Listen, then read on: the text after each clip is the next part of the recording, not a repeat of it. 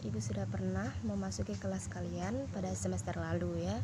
Jadi Ibu tidak perlu memperkenalkan diri lagi karena kalian sudah tahu ya, dengan Ibu sudah kenal. Nah, bagaimana kabar-kabar mahasiswa sekalian? Baik. Adapun yang ingin kita pelajari di sini yaitu perilaku hidup bersih dan sehat dengan sub pokok bahasan personal hygiene. Nah, di sini kompetensi dasar dan standar kompetensi kita sama. Mahasiswa dituntut untuk memahami konsep personal hygiene dengan baik. Nah, langsung saja ya kita masuk materi kita, pemenuhan kebutuhan kebersihan diri atau personal hygiene. Nah, mahasiswa harus melihat diam fokus ya, jangan ada yang mengobrol ataupun memainkan handphone. Di sini slide-nya cukup panjang, jadi mahasiswa harus melihat ke fokus ya. Nah, kebutuhan kebersihan diri.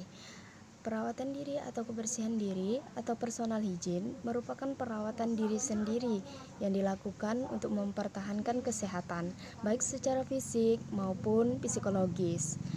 Nah, pemenuhan perawatan diri dipengaruhi oleh beberapa faktor, diantaranya ada budaya, nilai sosial pada individu atau keluarga, pengetahuan tentang perawatan diri, serta persepsi perawatan diri. Nah, setelah mengetahui apa itu kebutuhan kebersihan diri, nah di sini ada tujuan personal hygiene. Tujuan personal hygiene itu ada 6 ya. Yang pertama itu meningkatkan derajat kesehatan. Yang kedua, memelihara kebersihan diri. Yang ketiga, memperbaiki personal hygiene, mencegah penyakit, meningkatkan percaya diri, dan yang terakhir, menciptakan keindahan. Nah, setelah mengetahui tujuan personal hygiene, kita harus mengetahui apa sih faktor-faktor yang mempengaruhi personal hygiene atau praktik hygiene. Yang pertama itu adalah citra tubuh. Yang kedua, praktik sosial. Yang ketiga, status sosioekonomi. Nah, status sosioekonomi ini yaitu apabila keluarga tidak mampu, maka sangat berpengaruh terhadap praktik hygiene. Selanjutnya, variabel kebudayaan, dan selanjutnya pilihan pribadi dan kondisi fisik. Adapun tipe perawatan hygiene itu ada 4 ya. Pertama itu perawatan dini hari, yang kedua perawatan pagi hari, yang ketiga perawatan siang hari, dan yang terakhir itu perawatan pada malam hari sebelum tidur. Nah, kita masuk pada pemeriksaan fisik pada personal hygiene. Pemeriksaan fisik itu ada 6. Yang pertama itu pemeriksaan pada mulut dan gigi, yang kedua rambut, yang ketiga kulit, yang keempat kaki dan kuku, yang kelima mata, telinga dan hidung, yang keenam adalah genitalia atau alat kelamin pria dan wanita. Nah, langsung kita masuk pengkajian pada oral hygiene atau pengkajian pada mulut dan gigi tadi ya, yang pertama. Adapun pengkajiannya itu yang pertama itu pengkajian perawatan pada klien, dimulai dari bibir, gigi, mukosa, gusi, langit-langit dan lidah. Nah, selanjutnya perhatikan tekstur, hidrasi, warna, dan adanya luka. Nah, kita harus memperhatikan tekstur baik mulut maupun lidah pasien, dan kita harus melihat apakah ada luka atau tidak ya. Selanjutnya perabaan adanya nyeri oleh peradangan gusi atau gangguan pada gigi. Yang terakhir itu klien yang tidak teratur oral hygiene dapat dikarenakan karies gigi, halitosis, peradangan pada gusi. Nah, setelah melakukan pengkajian oral hygiene, selanjutnya mahasiswa harus mengetahui masalah pada mulut pasien ya. Masalah pada mulut pasien itu bermacam-macam. Yang pertama itu masalah karies gigi sering terjadi pada orang yang lebih muda. Nah, kalian harus berhati-hati ya, karena kalian termasuk muda. Selanjutnya periodontal diseases. Selanjutnya halitosis, stomatitis, glossitis, dan gingivitis. Nah, adapun setelah melakukan pengkajian, kita melakukan diagnosa keperawatan. Diagnosa keperawatan itu yang pertama, gangguan membran mukosa oral berhubungan dengan trauma mulut, tidak efektifnya kebersihan mulut, trauma yang dihubungkan dengan kemoterapi. Yang kedua itu kurangnya perawatan diri atau oral hygiene berhubungan dengan penurunan tingkat kesadaran. Yang ketiga, gangguan body image berhubungan dengan halitosis dan atau tidak adanya gigi. Yang terakhir itu risiko tinggi infeksi berhubungan dengan trauma mukosa mulut. Nah, setelah kita melakukan diagnosa keperawatan, lalu kita melakukan intervensi. Yang pertama itu oral hygiene, menggosok gigi, dental floss atau membersihkan gigi dengan benang. Nah, selanjutnya irigasi diperlukan untuk cleaning, mencegah plaque. Selanjutnya intervensi yang kita lakukan yang kedua itu adalah diet. Nah, rubah kebiasaan makan, mengurangi karbohidrat atau makanan yang manis. Selanjutnya setelah makan dianjurkan menggosok gigi. Nah, sebelum tidur itu kan kadang ada orang yang makan, nah sebelum tidur dia tidak menggosok gigi lagi. Nah, itu sangat bermasalah pada kebersihan gigi dan mulut. Selanjutnya sikat gigi. Sikat gigi sedikitnya 4 kali sehari. 4 kali sehari itu minimal ya. Jadi boleh dari 4 kali. Nah, jadi tidak boleh kurang nih. Ada orang yang sikat gigi hanya 2 kali sehari. Jadi itu tidak boleh. Selanjutnya pilihlah sikat gigi yang dapat mencapai semua gigi. Nah, kita harus mencari sikat gigi yang dapat mencapai semua gigi dan caranya juga benar ya menggosok giginya. Selanjutnya sikat gigi dimulai dari permukaan mulut, bagian dalam atau luar dan pipi. Selanjutnya intervensi yang dilakukan yang keempat itu bagi klien yang tidak sadar dapat perawat melakukan prosedur oral hygiene. Selanjutnya klien yang berisiko stomatitis sebelum atau sesudah makan gunakan solution berisi garam dan baking soda. Nah, yang keenam itu klien diabetes dianjurkan untuk datang ke praktik dokter setia 3 atau 4 bulan. Nah, selanjutnya klien infeksi oral itu jangan gunakan gigi palsu. Nah, klien yang mempunyai infeksi pada mulut atau gigi itu tidak boleh menggunakan gigi palsu. Beri obat kumur-kumur, gunakan liquid topikal antibiotik. Nah, ini proses keperawatan yang terakhir adalah evaluasi. Nah, evaluasi di sini kita sebagai perawat menginspeksi kondisi lidah, permukaan gigi, gusi, dan garis pipi. Selanjutnya, observasi kondisi bibir. Selanjutnya, observasi klien saat menyikat gigi. Hasil yang diharapkan, mukosa, lidah, dan bibir akan menjadi lembab, merah muda, dan utuh. Inflamasi dan lesi, tidak ada gigi bekas dari flak.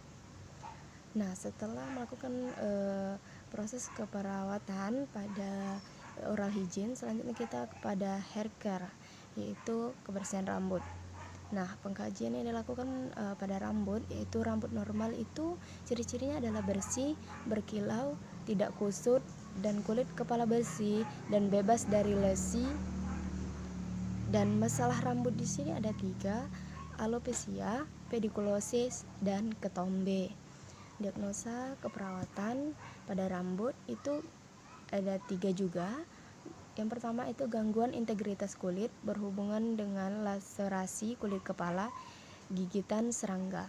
Yang kedua, gangguan body image berhubungan dengan penampilan fisik. Yang ketiga, kutu menularkan penyakit, berbagai penyakit pada manusia. Nah, setelah melakukan diagnosa, kita melakukan intervensi. Yang pertama itu sisir rambut pasien. Selanjutnya bersampo dengan teratur dan bercukur. Nah, hygiene kulit. Karakteristik kulit normal itu kulit halus dan kering. Selanjutnya, kulit utuh dan tidak memiliki abrasi. Selanjutnya, kulit terasa hangat ketika dipalpasi. dan perubahan yang terlokalisasi dalam tekstur dapat dipalpasi pada permukaan kulit. Kulit lembut dan fleksibel. Selanjutnya, higien kulit. Yang kelima itu ada turgor yang baik, yaitu elastis dan tetap dengan kulit yang secara umum halus dan lembut. Selanjutnya, warna kulit beragam dengan rentang dari coklat tua ke merah muda ke merah terang. Selanjutnya, proses keperawatan pada kulit yaitu pengkajian fisik pada kulit meliputi inspeksi dan palpasi. Pengkajian pada kulit skincare praktis. Yang pertama itu saat mandi selalu menggunakan shower atau yang lainnya. Selanjutnya, produk yang sering digunakan. Yang ketiga, produk kosmetik apa yang digunakan. Selanjutnya, bagaimana dan kapan membersihkan make up di wajah. Nah, self-care abilities, kemampuan untuk mengatasi masalah kulit ketika melakukan skincare. Selanjutnya, skin problem. Adapun skin problem yaitu apakah ada kecenderungan ada kekeringan kulit, rasa gatal, ruam pada kulit, memar, kelebihan atau kekurangan keringat. Nah, adapun masalah dan penampilan itu yang pertama abrasi. Tindakan keperawatan kita yaitu jangan gunakan cincin atau perhiasan lain yang dapat mengakibatkan abrasi. Selanjutnya, angkat klien, jangan dorong saat ingin pindah dari tempat tidur. Jaga kulit tetap kering dan bersih. Adapun masalah dan penampilan pada kulit kering, tindakan keperawatan yaitu saat memandikan klien jangan gunakan sabun atau batasi penggunaannya. Selanjutnya, bantu pasien dan peningkatan input cairan untuk mencegah dehidrasi. Dan masalah penampilan yaitu akne. Tindakan keperawatan, jaga kulit tetap bersih untuk mencegah infeksi sekunder. Selanjutnya, masalah dan penampilan pada eritema. Tindakan keperawatan yaitu gunakan lotion atau antiseptik untuk mencegah gatal, mencegah keretakan pada kulit.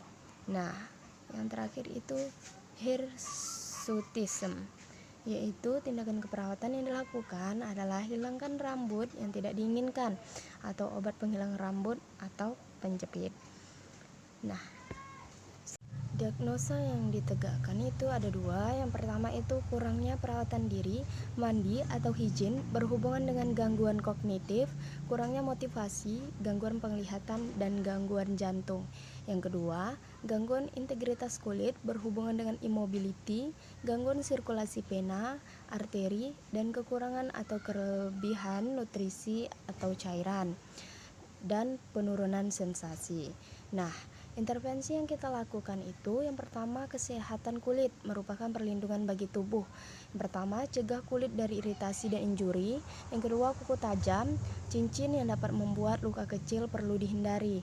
Yang ketiga, hindari penggunaan handuk yang kasar serta menggosok badan dengan kasar. Nah, yang dapat menyebabkan kerusakan jaringan. Selanjutnya, tubuh yang bau disebabkan oleh bakteri di kulit. Yang pertama itu bersihkan tubuh terlebih dahulu, lalu beri deodoran.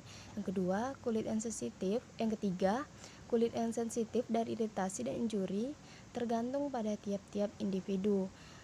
Yang kita lakukan itu infan, status nutrisi, kekurangan cairan. Yang kedua itu orang yang bertubuh kurus atau gemuk. Yang ketiga, kosmetik dan bahan kimia. Nah, yang keempat yaitu kelembapan yang selalu kontak dengan kulit dapat menyebabkan peningkatan pertumbuhan bakteri. Setelah mandi, kulit klien dikeringkan secara hati-hati, terutama di area bawah payudara, aksila, sela paha di antara jari kaki. Nah, selanjutnya perlindungan dari injuri bagi kulit yang kering dapat menggunakan lotion. Nah, proses keperawatan yang terakhir itu kita mengevaluasi. Nah, periksa permukaan kulit serta bersihkan dan observasi gerakan tubuh dan sikap pasien. Tujuannya yaitu klien memiliki kulit utuh selama hospitalisasi. Yang kedua itu klien akan bebas bau badan selama hospitalisasi. Nah, hasil yang diharapkan kulit tampak kemerahan, kulit akan hangat, lembut, halus, terhidrasi baik, drainasi, atau sekresi. Higien kaki dan kuku. Nah, sekarang kita kebersihan kaki dan kuku. Nah, masalah-masalah yang sering dihadapi pada kaki dan kuku itu yang pertama itu kalus, yang kedua katimumul, yang ketiga kutil pada kaki, yang keempat paronisia, dan yang kelima bau kaki. Nah, intervensi yang kita lakukan itu pembedahan mungkin diperlukan, pengobatan menggunakan asam salisilat, elektrodesikasi, pengompresan, dan penggunaan salep antibiotik lokal. Pencucian yang sering, penggunaan deodoran kaki, dan pemakaian alas kaki. Nah, kita masuk pada higien mata. Nah, higien mata di sini pengkajiannya itu inspeksi dan palpasi. Nah, masalah pada mata itu ada 5. Yang pertama ketidaknyamanan lensa, yang kedua kemerahan pada mata, yang ketiga pandangan kabur. Pandangan kabur ini ada kabur dekat dan kabur jauh ya. Selanjutnya air mata berlebihan. Yang terakhir itu infeksi kornea. Nah, kita masuk pada higien telinga dan hidung. Nah, di sini kebersihan telinga dan hidung. Yang pertama itu telinga. Higien telinga terganggu bila substansi lilin atau benda asing berkumpul di kanal telinga. Inflamasi lokal atau nyeri mempengaruhi pendengaran klien. Nah, perawatan hidung, perawatan sederhana tetapi untuk klien yang menggunakan nasogastrik atau NGT itu pemberian makan internal atau endotrakea yang masuk ke dalam hidung membutuhkan perhatian khusus oleh perawat ya. Selanjutnya higien alat kelamin pada pria. Nah, tips menjaga kebersihan alat kelamin pria yang pertama itu cuci tangan sebelum dan sesudah BAK. Nah, yang kedua, penis dicuci dengan air dan sabun lembut minimal sehari sekali. Nah, jika tidak disunat, harus lebih teliti dalam membersihkan di alat kelamin. Bila tidak, akan mendapatkan smegma yang dapat menimbulkan infeksi. Nah, yang keempat itu sesudah membersihkan, jangan lupa mengeringkan dengan handuk untuk mencegah timbulnya jamur. Selanjutnya higien perineum diperlukan ketika klien menggunakan kateter urin tetap pasca operasi rektal atau genital dan kelahiran. Sekresi yang menumpuk di sekitar permukaan genitalia dan jaringan yang traumatik menyebabkan masuknya organisme menginfeksi. Nah, yang terakhir itu perawatan perineum mencegah kontak dengan mikroorganisme dalam sekresi tubuh, pembersihan, mengurangi transmisi mikroorganisme dari anus ke uretra atau genitalia. Nah, itu saja oral hygiene pada bagian-bagian tubuh ya. Apakah dari adik-adik semua ada yang ingin ditanyakan? Silahkan yang belum mengerti dari slide kita ini boleh ditanyakan. Apakah ada? Oke, tidak. Nah, rasa ibu cukup di sini ya pertemuan kita pada pagi hari ini. Nah, ibu undur diri, lebih dan kurang ibu mohon maaf. Wassalamualaikum warahmatullahi wabarakatuh.